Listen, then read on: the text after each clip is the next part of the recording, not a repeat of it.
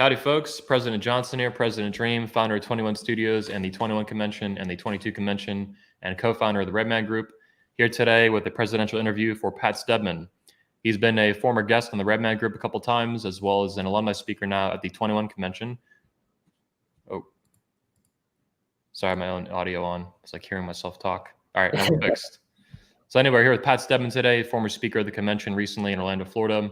He'll be speaking as well this year at a couple events. For the first one at the 22 Convention, for example, for women. Pat, though, you can find at patstedman.com. He is a dating and relationship coach, and in my opinion, one of the best in the world. And as I said recently on Twitter, I think the dating, industry is filled with a lot of bullshit. It has been for a long time. Pat is a voracious truth seeker, and he's very determined to do that. And it's been interesting getting to know him over the past couple months. For various reasons, he was, walled off from my world for a long time by people around me, and we fixed it up a few months ago, and it's been awesome getting to know him and, have him at the event and stuff. Everybody loved him. So without further ado, we're going to get into some questions today I got for Pat. And one of the things too I want to talk about, we'll get into it later in the show, is that Pat Stedman launched a Pat Stedman Masterclass. It's, I think, one of his first courses, and I heard really good things about it. We'll talk about it later.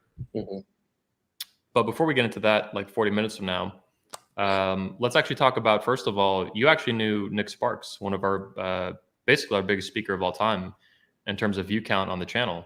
He spoke at the 21 Convention beginning in 2009, and he spoke as late as 2016 in Miami, Florida. So what is your relationship with Nick Sparks for the guys who followed him and knew him and his content? Well, I would consider Nick to be my first real mentor in this world. I mean, I had been like, you can have virtual mentors, so to speak. Like when I got involved in pickup and, dating self-improvement stuff back in 2008, I was, David D'Angelo, et cetera. His Man Transformation series was a pretty big thing for me. But even as in the first couple of years, as I was like improving with women, I was learning some of the basic concepts. I had a real, I was still having a hard time being consistent with converting, and it felt like it was a lot of effort. And I did a boot camp with Nick, and that was a massive game changer for me. And that was probably when he was at the Social Man, right? Correct. Yeah. It's Christian Hudson. I mean, I met Christian. I really like the guy a lot. I was at one of his live seminars for, I believe, the 10 code. I don't know if he ended up releasing that or not. But, I know you're talking about. I think he might have. Yeah. And he spoke at the convention too in 2009, Christian. Yeah. Yep. But literally, like even before the boot camp, just a single phone call with Nick cleared up a massive problem I had. So a problem that I see like tons and tons of pickup guys still get into, which is the tendency to be like an entertainer. Yeah. Versus being able to lean back and hold space, right? Hold space. I mean, the whole term is a Nick Sparks term. So he has a real knack, especially in the field, of taking guys out and helping them to connect authentically with women. But one of the really big things about like my relationship with Nick was that after the boot camp, I got put into his Facebook group, which at the time, which was basically like client only group. And that was really where I got my start. I pretty much became, I think at a certain point, I mean, I was commenting there. I was coaching more than Nick was in that group. And so when I went and left my corporate job, that was the guys in the group were the ones who actually encouraged me to become a coach. Nice. So that's... Well, let's back up a step here. When did you actually find the pickup artist community, or the manosphere for that matter? A couple years before you met Nick? Yeah. So I discovered the game like June 2008. Okay. Yeah. And I didn't work with Nick until like August 2011. Oh, wow. So yeah, he had spoken at the convention like 3 times by that point. Yeah. Yes. Yeah. Nice. But I was a follower of him. So when I did do it, when I finally decided, it was after my second girlfriend and I was getting back into it. And I was like, you know what? I want to make sure I really do this right this time around, not kind of half-assed it. And so it was automatic to do it with Nick. Were you familiar too with Nick speaking at the convention during those years? Were you following the speeches and stuff? Yeah. Oh, cool. I watched the stuff. I mean, how to hold a conversation like a man. Yeah. That's actually, I'll put a link to that in the description probably. That's the most famous speech ever given at the convention. Nick, it's reached over 2 million views now, well over 2 million. Yeah. And it continues to climb. And I think that one of the great things about Nick's work is that actually like, it's so profound, but it's so simple. You know, he didn't make everything super, super complicated. He really distilled it down to the essence of human communication, male-female communication. Yeah. I think even the titles that he gave us for some of the talks, some of those we cooked up, and then sometimes I worked with Nick on them. But how to hold conversation like a man, I'm pretty sure that was 100% Nick. And when he told it to me immediately, I was like, oh yeah, that's a dope title. Yeah. But it's powerful, but it's simple. It's like Apple kind of like Steve Jobs, Apple kind of stuff. It's very simple, but people get it and they watch it and they love it and they learn from it. Yeah. I actually introduced him in that. Back then I was not always the MC. I usually had Steve Maeda emceeing, introducing speakers. And at the beginning of that talk, I just had knee surgery. So I had this fucking goofy ass cane from Goodwill that's got like a totem face on. And people wonder why I have a cane. Like, is this like his pimp cane? And I'm like, no, I just had fucking knee surgery. So that's cool. I like Nick a lot. He's not a huge fan of the red pill stuff. So he's kind of like, he's been kind of on hiatus from the convention since that went down in 2016. But yeah, I still love his work, man. I think we need to put out, we still have one talk of his to put out from 2016, actually. Okay. At the under 21 convention. Yeah. Yeah, that's good. I'm glad to learn about your history, man. It's pretty cool. And hearing too that you were just a fan of Nick's and a student, and then the process you went through. That's pretty dope. I know a few other speakers have done that kind of stuff too. Yeah, it's been like a really natural arc, and I think that, you know, and I like Nick was really good for my foundational stuff, my foundational work. But we definitely have gone in different directions since. But I mean, but his grounding with authenticity was really important. Especially like in the beginning of the pickup world where there was so little of that to be found. So I think the Social Man in general did a good job with not being too scummy in the beginning. I agree. Actually still talk to some other guys from there too. Christian I haven't talked to in a while, but Francis Adams I still talk to every once in a while. Yeah. Here's another question though. Yeah, I didn't know what do you think about Zan Perrion? Because I know that Nick was inspired a lot by Zan. So you're almost like this grandchild student of Zan Perrion in a way. That's really interesting, and I know of Zan Perrion. I don't know anything about his work, to be honest. That's good. He's good. So I'll definitely have to check it out because I'm sure I'll see a lot of connections. Yeah, when Nick met met Zan Perrion for the first time at the convention in 2016. They spoke together, and dude, Nick was just like he was super excited and like starry-eyed, basically. Like that was his idol, his mentor. Oh, really? Yeah, and I wasn't actually that familiar with Zan at that point. A couple guys have been pushing me to get him to speak for years. But the minute I met him, I liked him a lot. He just oozed like kind of like Goldman, like a love of women and like absolutely like amazing game. It was very positive, and you could feel it. It wasn't just that he was saying that kind of stuff on stage. You could just feel it talking to him, and then talking to women and stuff too. It makes all the difference, like actually liking women. It's one of those things that unfortunately a lot of guys in this sort of broader community not only don't teach, but they might teach the opposite of it. Well, it's actually the first time I ever heard that question. Let's get into this a little bit. So the first time I ever heard the distinction proposed between loving women and liking women was from a psychotherapist, Nathaniel Branden. He was famous for being Ayn Rand's lover, the novelist and philosopher who wrote Atlas Shrugged. Yeah, and it was interesting because obviously I was reading this, in the Manosphere. This is like probably 2011. I first read this idea. So the difference between liking women and loving women. So do you see a big distinction between those two things? And have you seen that question posed anywhere else in the Manosphere? Or do you have thoughts on that?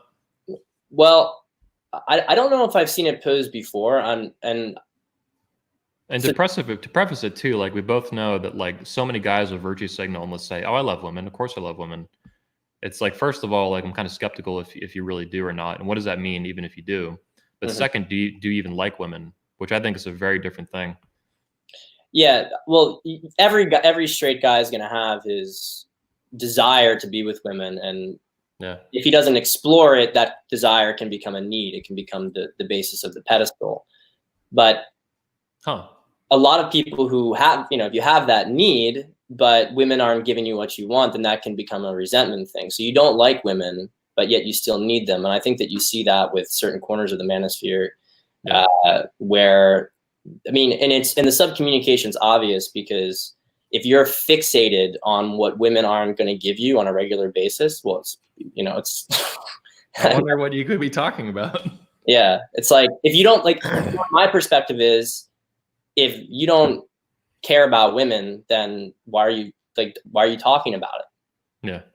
They're not very honest with themselves about their own desire. We probably see examples of that in parts of the red pill community, and as well at MGTOW, it's a little more explicit. And MGTOW is complicated because there's like different levels of it. And these dudes, but that's part of what you're talking about, right? They're like, going my own way. I'm never talking to women again, but they still talk about them, 24 hours a day. Yeah, it's not convincing anyone. It just looks very pathetic. But they end up falling. This is why I love it. You're just like, yeah, it's pathetic. Yeah, this is great.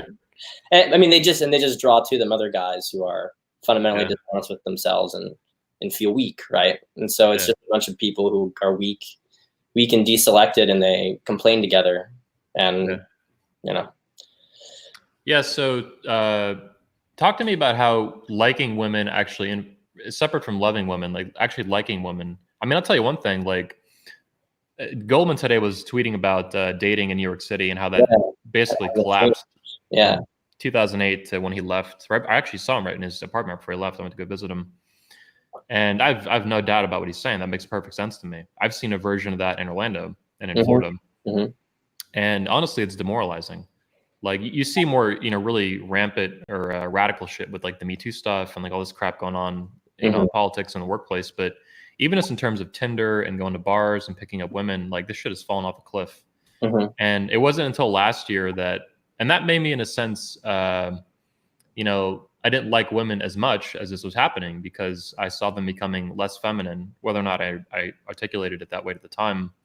And that doesn't make me feel good. I don't like seeing that. The same way women don't like seeing effeminate men. Right. It doesn't make them happy. It makes them fucking miserable. But going to Poland last year, I spent a month there between 2 trips for the convention.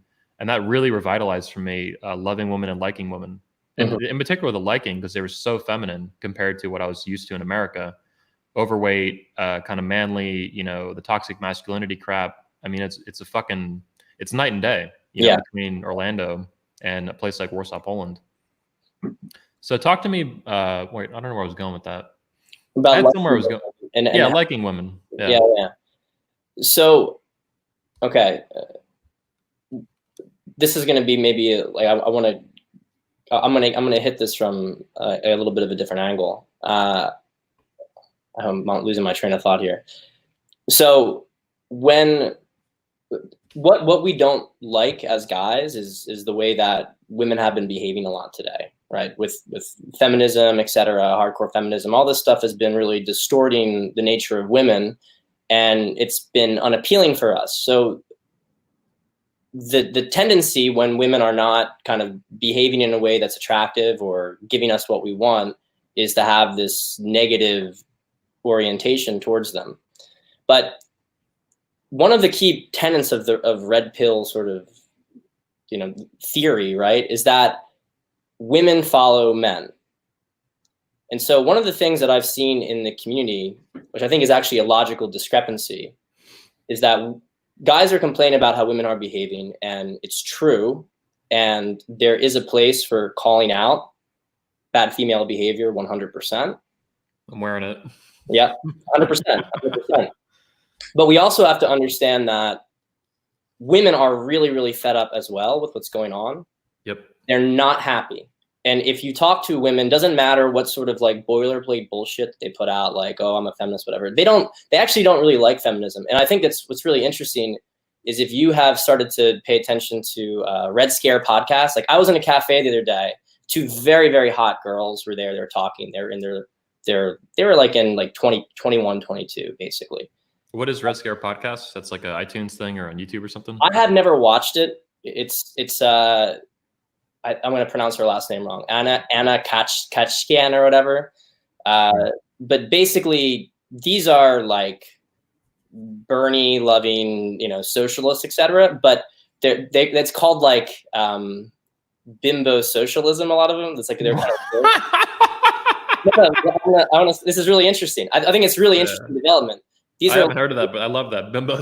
I've heard of like limousine socialism or whatever. But no, and this is what they're calling it. I'm not like even giving them this. That's funny as shit. These women hate feminism, and what they basically want to do is they want they're socialists, but they want to deconstruct everything with feminism and going back to traditional roles. So like they're the traditional socialists, right? Huh. So there's actually, like, if you're familiar with Frog Twitter, etc., they actually have like a bit of a communication between each other. Like, they believe different things, but they kind of believe a lot of the same things too. So this is a development that's happening because women, and if you talk to Goldman talks to women, you talk to women, I talk to women, they are not happy with the state of affairs, and they're very open to things shifting. So I get very, I think it's very tedious and boring when you have guys who are complaining about all this stuff about women. It's like, well, you have the power to change female behavior when you raise your value. And this is actually one of the fundamental disagreements that I had with certain figures, because it's like, well, there's no reason for us to be complaining about this. You can just call him Voldemort in this episode. Yeah. We can change things, right? We can change. So part of leading is calling out bad behavior and calling out things that are unattractive. And it's not settling for it, right? And that's basically maintaining boundaries, or setting boundaries and maintaining boundaries. I think it's a lot with the 22 convention. I mean, it's obviously controversial, but I'll tell you, Anthony, I've been following the press on it, and I don't feel like the outrage is real. Yeah. It feels to me like it's play acting. Like, we're supposed to attack this. Oh, how could he possibly say this? But everybody at the same time, it's like a little tongue in cheek. And I think if it was 2 years ago, totally different response. Yeah. So I think that's a very astute observation, and I know what you mean. We could articulate it in different ways, but I get what you're saying. The outrage is not as real as it seems. A lot of women, I think, are actually, psychologically or in other ways turned on by it. It's fascinating to them that men would even do this, and shocking and other things too. Yes, but it is the start of men basically reasserting the new dynamics in a relation in male-female interaction. Yep. Which fixes everything, because at the end of the day, and you see this all the time, the guys who don't give a shit about women, they just raise their value and they go after stuff. Women go to them. And so you don't chase the women. They will adjust to you if your frame is strong enough. So going back to liking women, well, why would you have any reason not to dislike? Like, female nature is a beautiful thing.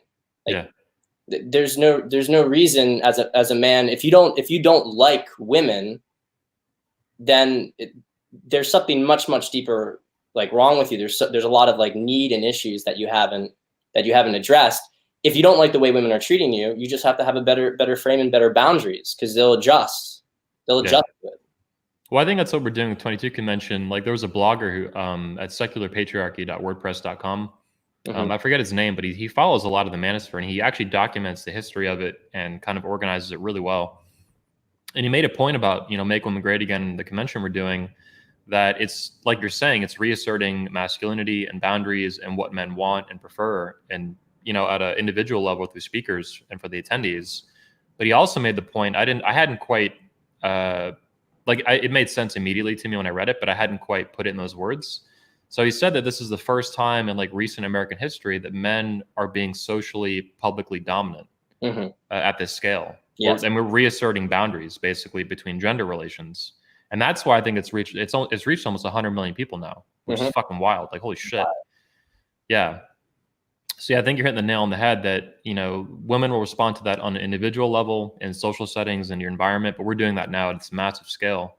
And it's exciting. It's a lot of fun. It wasn't really I guess it was the intention, but for me, I'm just, I'm doing what I do. I put on conventions and I have speakers and we have fun and we educate people and we create speeches. But now it's just like, it's done all this other stuff too, which is amazing. Yeah. And I would say that it really gets to the essence of the dynamic between men and women, because the role of man is to basically speak the truth in the relationship and to guide the relationship to a better dynamic. Right. Even if that includes incurring the wrath of a woman in the short term. Yeah. I mean, it's just like trying to go out in nature. I mean, nature isn't going to bow to you if you're trying to establish a civilization in it. It's the same thing. Yeah. I thought Molyneux was really on point when he closed his speech at the convention. His title for it was like, what men want to say to women.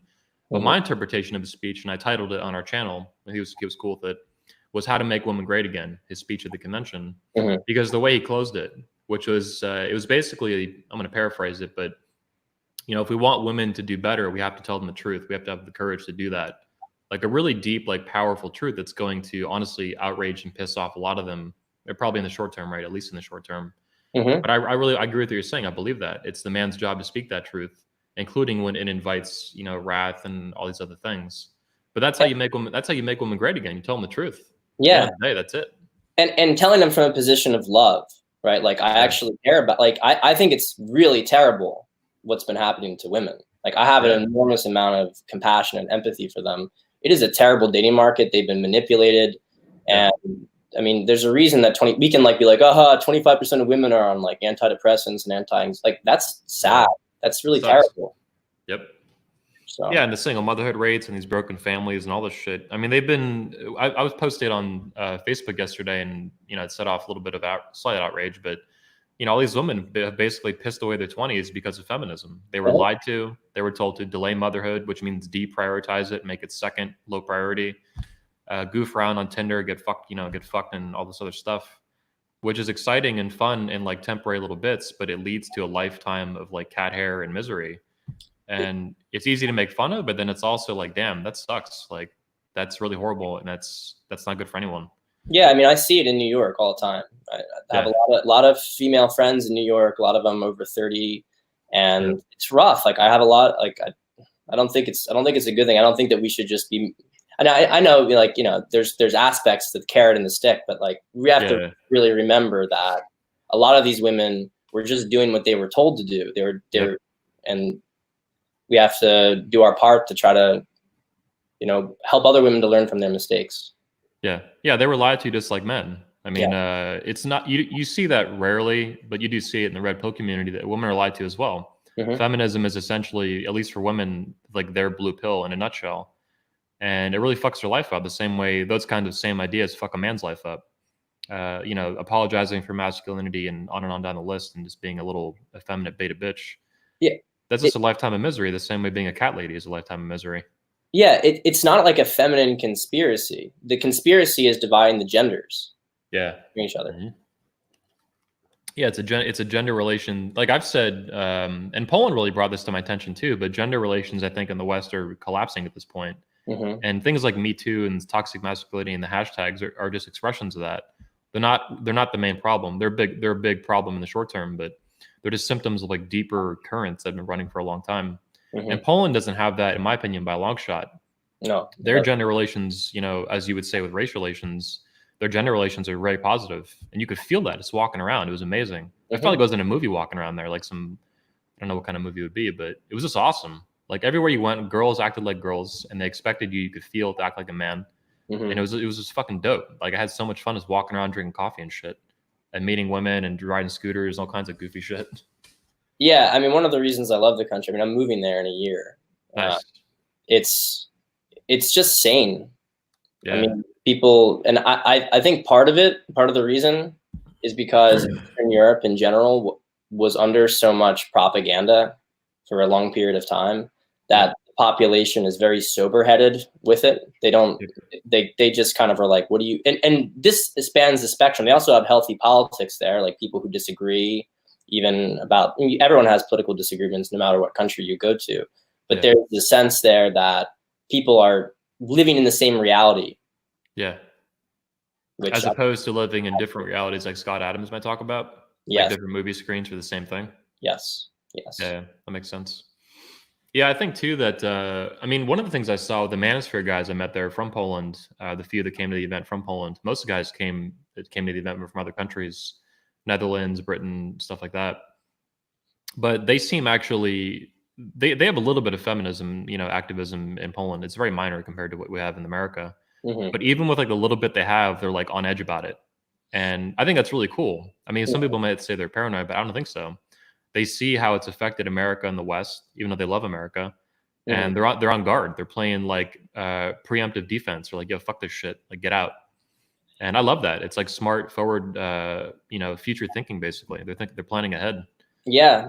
And I think that they're prepared to create their own barriers and protection if necessary. But I don't think it is going to be necessary. I think that, I think in part due to countries like Poland presenting this sort of sober reality that maybe we've forgotten existed. Yeah. But I really think that we're at like the nadir. Like I think that we're at the bottom pretty much, and everything up from here is getting better. Yeah. I just feel it's like the winds started to blow a different direction, and so people are like, well, you know, we're not there yet. It's like, well, of course we're not there yet. It's going to take years to rebuild it, but the narrative has already changed. You can feel, and this is the connected thing about like the play acting outrage. They don't believe their own bullshit anymore. Yeah. But they just yell it louder because they need to feel like the louder they get, the more it helps to convince them. And that is what people are like right before they break. Yeah. That reminds me of the woman in the car, the single mom, or no, she had a husband, I think, but the crazy mom in the car that was yelling about Make Women Great Again. I don't know if you saw that. I didn't see it. No. Oh, it's amazing. Oh, yeah, I'll send you the video. It's fucking amazing. Yeah. Molyneux did a response video to it on our channel. And his channel too, we put out, but I'll send you the link of the full video thing too. It's only 4 minutes long, short, but she has 2.5 million followers on Facebook, and she does video blogs and stuff all the time, as well as the written ones too, which are really disturbing. Actually, Molyneux went through those. I hadn't seen those. Very abusive, yelling at her husband. We're talking like she would send her husband like 20 texts in a row, just screaming at him. She was like abusive to her kids. She would take their toys and like rip the arms off and shit. And she was comparing her kids to hemorrhoids. And shit like that. It's really bizarre shit. You got a channel doing this. And yeah, 2.5 million on Facebook. Yeah. So she did a response video. I mean, look, it's a whole fucking shit show. I'll send you the thing. It's amazing. It's one of the best. I mean, in a very tragic way, it's one of the best videos I've seen in response to Make Women Great Again. Because she is the exact kind of woman that needs a ticket, but she'll never buy one. Right. But she will watch the videos. We'll get her that way. I mean, these kind of people are a gift though, because they're just so insane. If you present a contrast like of this regular person, it's just like. Well, so what she did though, she did like a little short 4-minute video in her minivan or something. You can even see like the Spider-Man car seat in the back, and she's like just screaming about it screaming to yelling about it on and off for a little bit over 4 minutes. And you can first of all, she's using the words, just attacking all of it, right? You can also just feel like the vitriol, but she's also like winding herself up, like you're saying. And at one point, she's like, you know, how are they're gonna make women great again? The men. And her voice is just, you can feel it like this opera kind of singing thing. And then she even drops some like anime meme shit. She's like, let me check my heart rate. She's like, oh yeah, it's over 9,000. And I'm like, does she watch Dragon Ball Z? Like, what the fuck is this? Like, this woman's like got to be in her late 30s or 40s or something. Yeah. But yeah, it just reminds me you're talking about, and I'll send it to you, and you'll be like, holy shit. Yeah, it's easily one of the funniest ones that we've had. But it reminds me again of the outrage where it's like she's play acting almost. Like she probably is pretty perturbed by this, but on a deeper level, she's probably like, she's very curious about it, which is why she's even doing the video. Well, the thing is, if you don't like it, this is actually, I think this point gets to the real heart of it. If you don't like it, don't go to it. You know, don't watch it. Like it doesn't matter, right? It shouldn't matter. There's an enormous amount of stuff that goes out right now that I find like I would never want to watch it, but I'm not like shut it down. But if this event creates such like a deep response in these women, it's because, I mean, that is projection. That's you struck a nerve for sure. Yeah, exactly. It's a sign that this is exactly what they most desperately need, but they attack it, and it's a root cause of some of their problems. Because otherwise, like a sane person would be like LOL or whatever. Like, I'm not gonna go to that. It's fine. Like, they're not gonna be like freaking out, you know. That was John Fitch, the MMA fighter who attended the event as an attendee. He actually did a response video, not to videos, but to the articles that have been coming out. Obviously, there's been dozens of attack news pieces at this point. And that was really his main point. And it was like a 20-minute video he did, recurring theme. Like, why don't these people just chill out? Like, leave it alone. You don't like it. Don't go to it. Don't watch it. It's only women going. So if you're going to protest it, you're literally protesting women going. So it's, infighting between women. So, but yeah, it's a really good point. Any mature adult would just, basically ignore it. Unless it's like super extreme, like let's round people up and put people in gulags like the Bernie Bros. Yeah, that's a little bit where I think you need to like be like, yo, I'm not okay with that. But short of like violently throwing people in gulags, I think you need to leave stuff alone, and that's a mature adult response and an American response, I think, too. Yeah, very much so. I mean, and they don't even know what everyone's gonna say, you know. Like it's it's just, I mean, obviously they know that we're against feminism and the current movement today, but I mean, I have a suspicion that a lot of this stuff is not going to be particularly crazy that people are talking about at this event. Yeah, you know? you're right. And a lot of it, I mean, feminism, in my opinion, is like a really core root concept and movement that has done a lot of damage to women and men and gender relations. And that's why I was very critical of it on the page. But a lot of talks won't even like bring this up. Some of them will be like fitness talks and health talks, and they won't even have like almost anything to do with feminism or nothing. Mine is not going to have anything to do with it. Yeah, exactly. Yeah. And that's why, you know, the tagline of the convention is not abolish feminism, although I think that's wonderful and that's my goal. The tagline of the convention is make women great again. And in this case, you should judge a book by its cover. I think it's a very positive thing and a good thing. And the convention tagline, like people keep asking me, what does it mean? What does it mean? I'm like, it means what it fucking says. Yeah. Like, I think women were greater than they are now in the past, and we should make them great again. And then on top of that, make them the greatest they've ever been, if that's what they want to do. And obviously they do because they're paying for it. Yeah, because I mean, and I think a lot of women, the word feminism has so many different connotations to women. But I think that the connotation that we certainly have, it means it's a supremacist movement, really. Yep. But the irony about it is that it actually it tells women to disavow their nature and to try to become more like men. Yep. And that's the source of the depolarization. And of course, in order to achieve that depolarization, men have to then become feminine.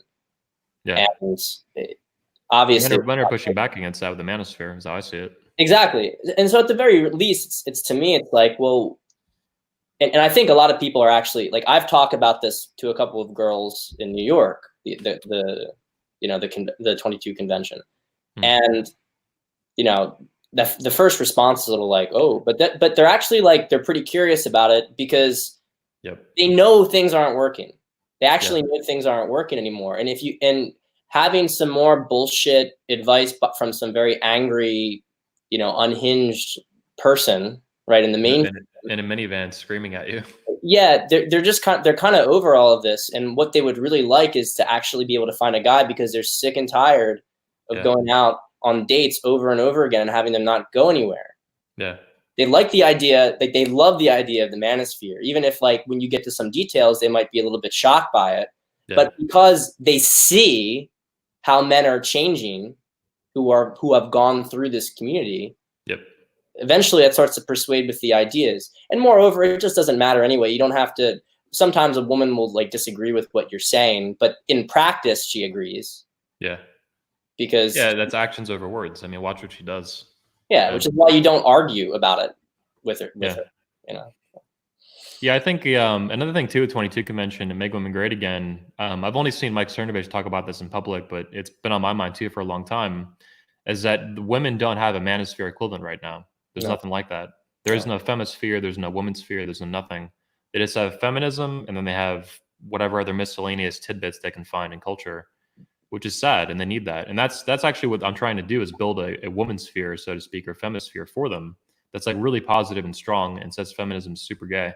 Okay, Anthony, you need to talk to. You should reach out to Anna Kachkin or whatever, because I actually think that's what she's doing in her own way. I think that you guys have a really interesting conversation. Yeah, because there are like we're doing it from a masculine perspective, literally all men mansplaining, but there's a lot of women that are content creators too, but they're not connected like the manosphere is. Yes, the manosphere has been operating since at least the 90s with the pickup artist community and the men's rights guys. Disconnected as they were as groups, but it's all kind of the same. To me, it's very similar. They're looking at men's issues basically. And for women, they've had nothing positive like that. And I think they need that. And I'd love to talk to her for sure. I'm actually planning to do, people don't realize this. Like I want to do, after this first one we do, 22 convention, next year, I probably would just want to do an all women's one and call it the 22 convention pink edition. Like we had the patriarch edition, and that'll be the women's splaining event of the century. It's gonna be all women's splaining for women to women. Yeah, and that's gonna be wonderful. I'm excited for that.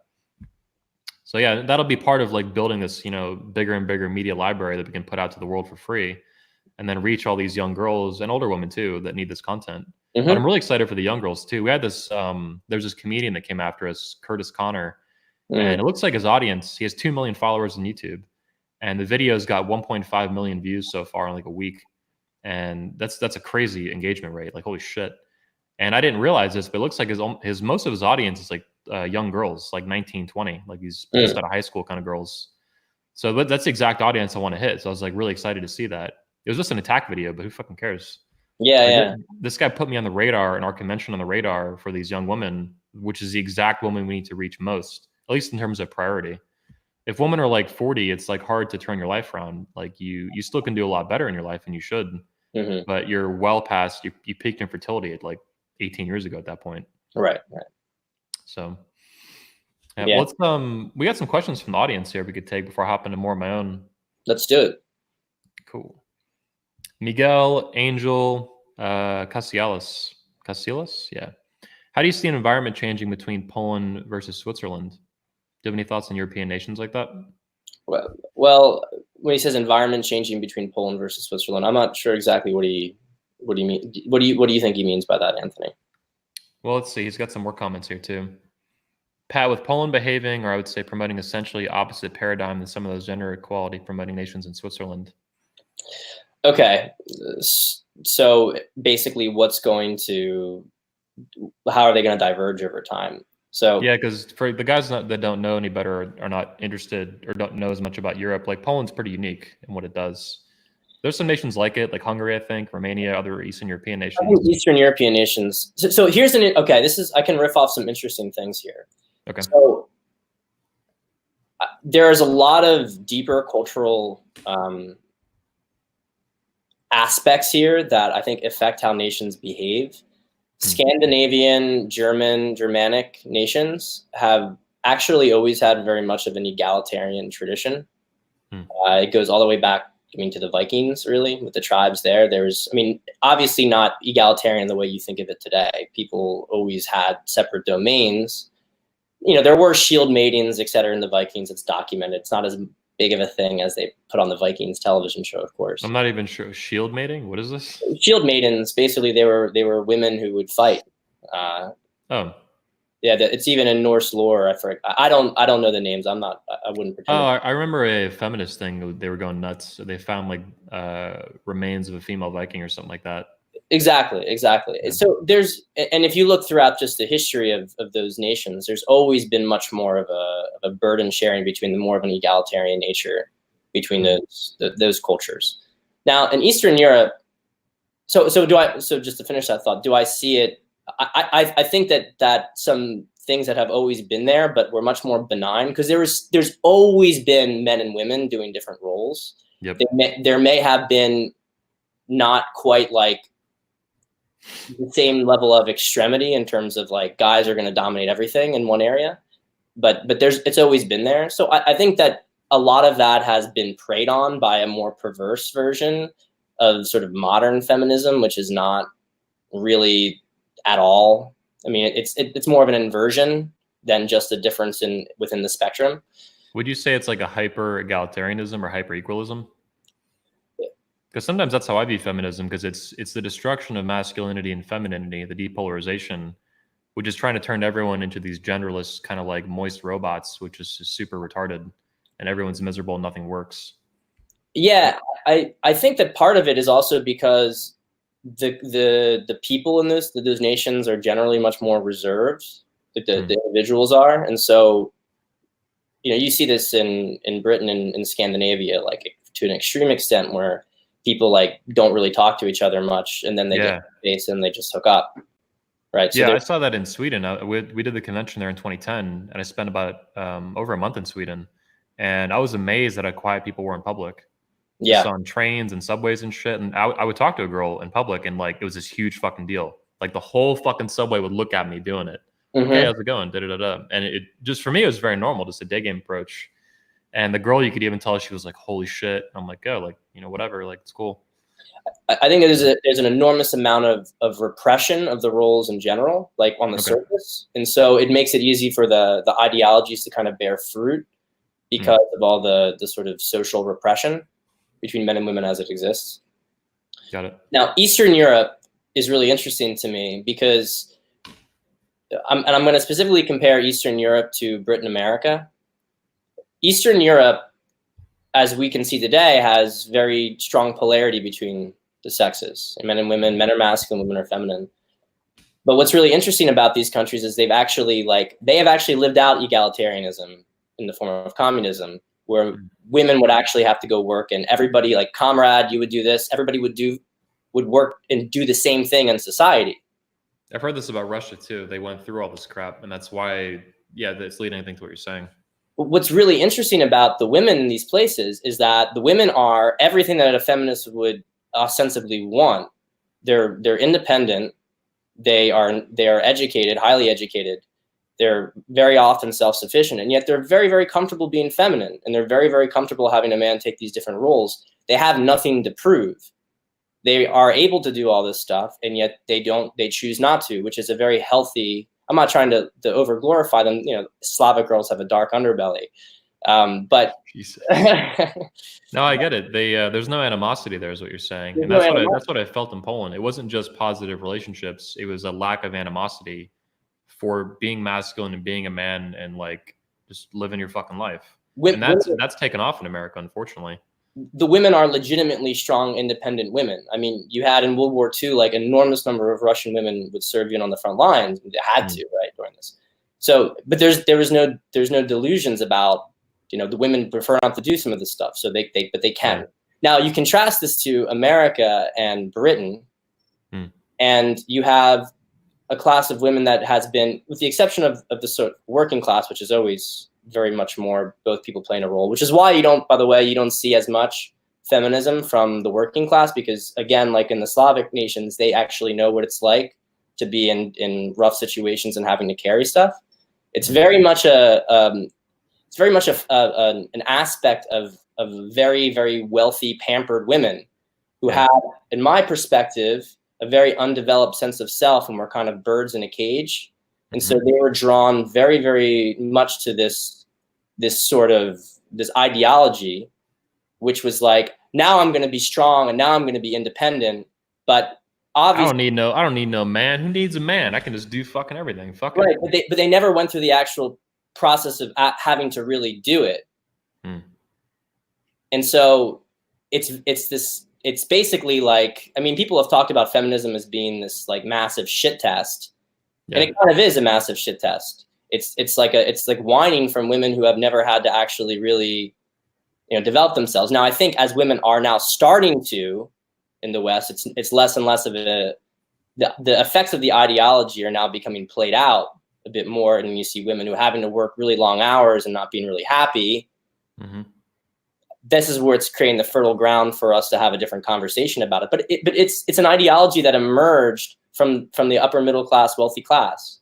Yeah, and to put a point to that, you even see I think the co-creator or the creator of Sex and the City, she's like 60 years old now, and a few months ago she came out in a news magazine or something, and she was like, I kind of regret, pursuing a career over having a family, because now I'm truly alone. Yeah, I think her exact words were truly alone, because she has no husband, I think, and no kids at 60, and it's like, what are you gonna do, lady?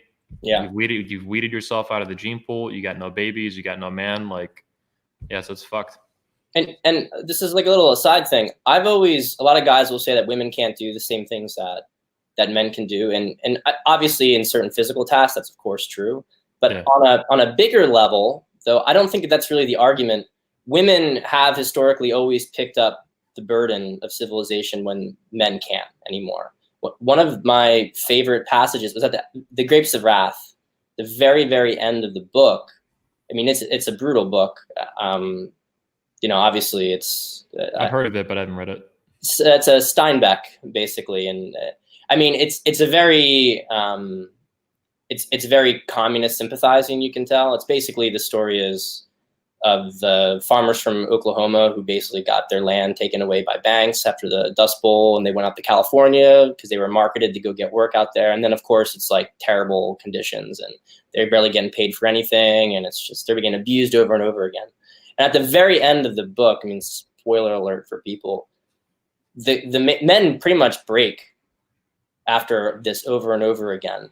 And you see that the women, and these are not weak women by any stretch of the imagination, but they take over basically the protection of the family because the men have just been too far beaten down. I actually think that women in a certain, like when push comes to shove, especially when it comes to children and everything, they can be more resilient than men with this stuff, but they don't like doing this. And I think every woman who has actually had to go and do this, they realize that it's a fantasy to have to carry this burden. They don't actually want to do it. Well, what's coming to my mind during your the dialogue you have going here is that choices have consequences. Yeah. So it's like women can do all these things, but there's consequences to when they do them. And at the end of the day, they don't like those consequences. Yeah. For men stepped up and did, played their role. Yeah. I don't think it's an effective or even accurate argument when you have guys saying like, women can't do this, women can't do this. So that just engages their ego. And then they're like, oh, well, we can do it. It's like, it's not about that you can't do it. It's just anything you can do, I can do better. Right. Yeah. I mean, you have a choice, right? Yeah. Yep. Let's move on to some more questions here. We have more from the audience, but I'd like to get in some of mine. They can wait. Sorry, guys. I'm more important than you. So let's move on a little bit. Talk to me about, and by the way, I love your newsletter. Your newsletter is like, I don't even like newsletters. I kind of hate them, to be honest. Yeah. Just emails is not my thing. If you like them, whatever. But yours is great. I like yours a lot. Not too long, not too short, and they're fucking dope, and I think they're pretty advanced. That's what I've really noticed with your work is it's not simplistic Red Pill 101. It's not simplistic pickup stuff. It's also not like lofty, like, let's all just get along, bro. Mm-hmm. It's like, it's practical advice and it's real shit. And as a guy who spent, and still goes out and talks to women, I've done like 7,000 cold approaches at this point in my life since I was 17 years old. So I've been through the pickup artist community extensively.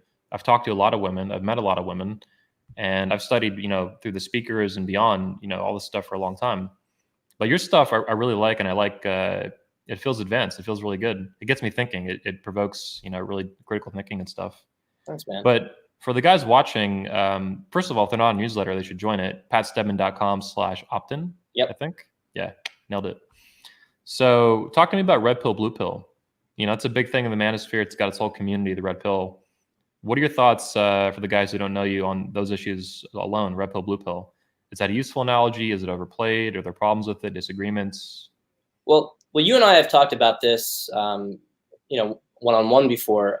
My perspective, I think the Red Pill, Blue Pill is a phenomenal analogy. That's why it's so sticky, right? And that's why it was great with the Matrix, and it was easily appropriated for, not even really just with dating stuff. I mean, there's a whole rabbit hole with Red Pill, Blue Pill. I think that you mean across domains like politics and philosophy and blah blah blah, right? Yeah. 100%. Okay. I think that the Red Pill has been, as a term, I am very much aware that there is a huge spectrum of people who identify as Red Pill, and it means something very different to them than it means to somebody else. Yeah. And this has been an ongoing issue. I mean, honestly, I think that you can say a little bit about the same thing with feminism, right? That there are some women who like feminism, they hate all the like man hating stuff, but they consider themselves. So there's a lot of like semantic issues, right? What does it mean? From my perspective, when I see it, I think I associate it with people who are really, really bitter at this point. So to me, it's just one of those, I mean, what do I think about it? I think it's been really good. I think that because there's a huge section of the manosphere that does not want to progress, I don't know if the term gets left with them in the long term or not. I know that I personally don't want to be associated strongly with the thinking of those people and the beliefs of those people. And so I guess the Red Pill itself as an analogy, though, like you're saying, it is useful, and I agree with you on that. The Red Pill to me should be, in my opinion, and that's how I've always understood it since I found that community, it should be truth-seeking. Yeah. And that means aligning yourself and focusing on, to the best of your ability and genuine intention, reality, period. Reality, truth, what is real, what is not, what is fact, what is false, and then navigating that and applying it to your life. Yeah, and I think that the real red pill is that there's always more red pills. Right? You're always peeling back further and further layers of it. And where the trap is, I think, when people are like, I took the red pill, I was wrong, now I'm right about everything because I have one idea. Yep. Like, they're just getting stuck, basically, when they say that. But that's a product of fear, because it was terrifying enough to jump to this new paradigm. And from this sort of like curiosity and constantly progressing to learn more and more things, like unless you have a very like positive mindset, it can be very scary because you always want to constantly, it's like your ship sinks, you want to grab onto the driftwood, and there's like, well, there's an island over there. They're too afraid to swim out to the island because that means that, well, they could drown if they jump off the driftwood. So they'd rather just float around there. And that's just, but I mean, you always have to move on if you want to get to a good place. Yeah, no, that makes a lot of sense. That's a good analogy. One thing I've seen you say about the blue pill is that this was interesting when I saw it in a guy. It was very thought provoking, and I think a lot of the guys watching that find it interesting too. And if I'm wrong and paraphrasing this, please correct me. You identified, I think, some elements of blue pill thinking. They weren't really blue pill. It's that if you're like very low consciousness, like very primitive in your thinking, that shit will fuck up your life. So it was kind of like you were demonizing or devilifying some blue pill elements in terms of like the red pill blue community that talks about these things. Do you have any thoughts on that, or am I interpreting that right? Did I read that right? Yeah, I think mostly. So it's looking at it from like a vibrational level. So you have people who are at different states. And so I have considered even, I would say that even some of the more, what I would call toxic parts of the red pill manosphere, there is a role for them for certain people. Like the things that I talk about, for instance, a guy who has lived most of his life in a state of denial and fear, and then had his life blown apart because he was in complete lack of awareness of what was going on in his relationship. His wife cheats on him, leaves, takes a lot of his stuff. He is not at a place yet to be paced by me. I'm going to come across, in some ways, I'm going to remind him of some of the naivety that he faced before, partly because of the positivity. He's not going to be able to address that. And so when he's in a state of hopelessness, moving up in vibration actually is going to be moving towards anger and to a sense of, self-righteousness. And I think that the issue is not so much that people jump onto that, but it's that they are not encouraged to leave that. Yeah. And there are a lot of people who have gone through the same experiences and they gravitate towards me because they don't have the level of negativity and hopelessness. But when someone else promises you the answers to everything, it's just very easy to collect. It's very easy to collect like weak and broken people that way. Yep. But you keep them down rather than raise them up. And to be fair, like I'm not very good at engaging with those people for a long period of time. Like I don't people who are suicidal, they were so wrecked by some relationship or some blue pill stuff in their life. That's what you mean, right? Yeah. I mean, I've worked with clients who have really struggled with depression and stuff, but there's a difference because there's a part of them that wants to get better. They want to get past it. Whereas for a lot of people, it's all that they have is that they're not being lied to anymore. And that belief is and actually, I mean, to a large extent, that's why the response to them is kind of like that single mom in a car screaming at the video camera, because it's like for the stuff that we talk about here, that challenges their core conception of themselves. Yeah. And it's too terrifying of a prospect to deal with. Yep. Yeah, I think that's why I've taken a lot of heat for a long time in the manosphere, is I'm always pursuing the truth and I'm ruthless about it. And I don't care, who it pisses off, who it rubs the wrong way, all these things. What matters to me is the truth. And if that's, that can be, that journey can be scary at times. It can be exciting. It can be dramatic. It can be actually very calm and peaceful at times too, very positive.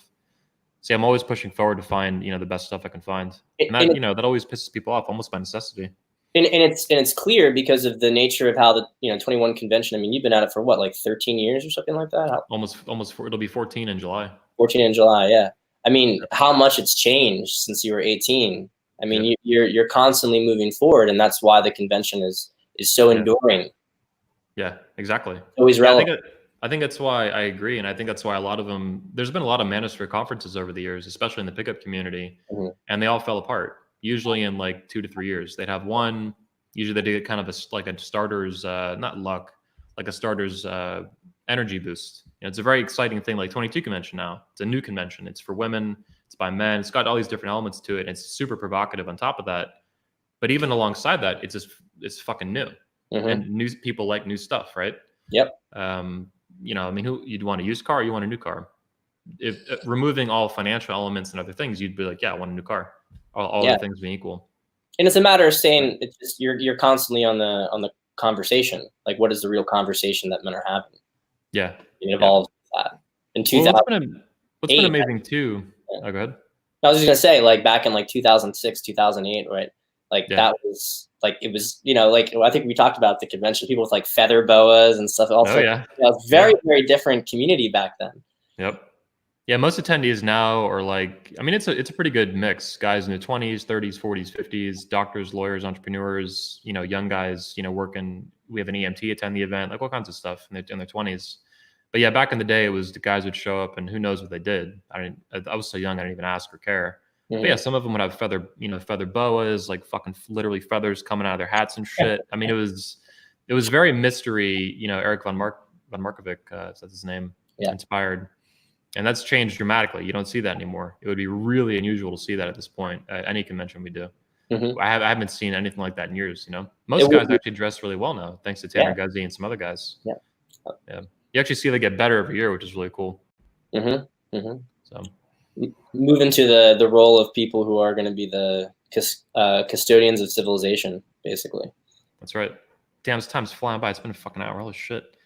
I know you got to go soon. I do too. We'll get through a few more. Before we get into your the product you got coming out to the course. So talk to me a little bit about what this is gonna be a fun one. Talk to me about how you see narcissism in content creators in the manosphere. No need to name names. Like I don't really care. But is that an issue you think that that our community has? Do you see actual guys with a very legitimate narcissism? Oh yeah. And I don't mean either in the derogatory sense, which is how a lot of people use it. Like, oh, he's a narcissist because he's loud and an asshole. I mean, like real, like extremely self-centered. Like, you don't see other people as people; you see them as pawns, basically. Narcissism. Well, the big tell. I mean, look, confidence sells. Confidence is not only sells; it's important, right? So we have to distinguish between people who are like confident about what they're putting out.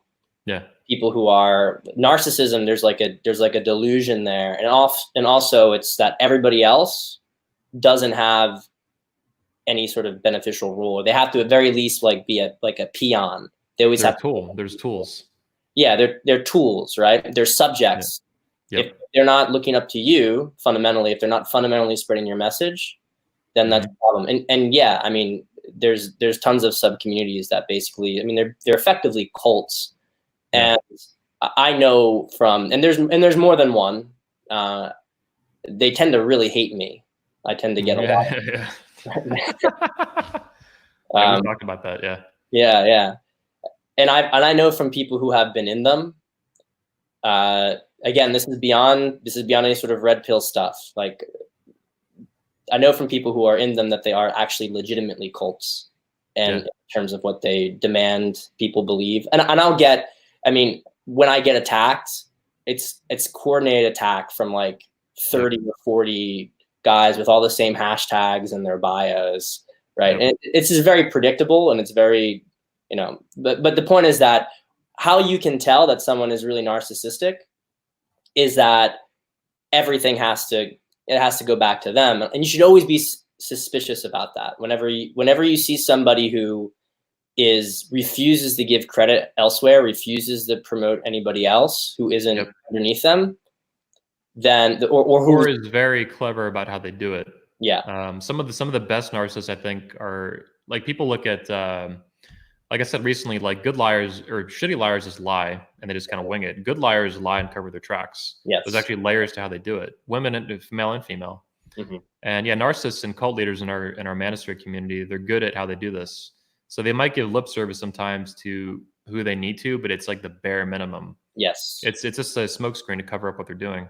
Yes. And most people don't see through that. They don't think of multiple layers, and they're not looking out for that kind of stuff. And I think they should. So. The problem for a lot of people is that when they're not in a good place, they're drawn. They don't have a lot of confidence, so they're drawn to the confidence. What we were talking about before, right? Yeah. Yep. Yeah, the bravado and stuff. Yeah, which sells. Like I love the way I'm a huge fan of Trump, obviously, and I love the way people call him a narcissist all day long. They're not even half of them don't even know what the word fucking means. Right. They're just using it as an insult, and I don't think he's a narcissist at all. I think he's just using it strategically. Yes, kind of like Ivan Throne would do, and that's what I do with Make Women Great Again as well. And it worked really well. People keep attacking me, and I'm like, they're calling us the most sexist convention in history or on Earth now or something. Last night I found a new article about that. The most sexist show on earth. And I think that's, first of all, it's not true. Second of all, it's fucking hysterical. Yeah. So I share that and I embrace it. And these people that attack us are confused by that. They're like, he's embracing the mansplaining. I'm like, yeah, why not? Like women love mansplaining. A way that you can tell that Trump isn't a narcissist is that he takes an enormous amount of criticism and he doesn't even care about it. Yep.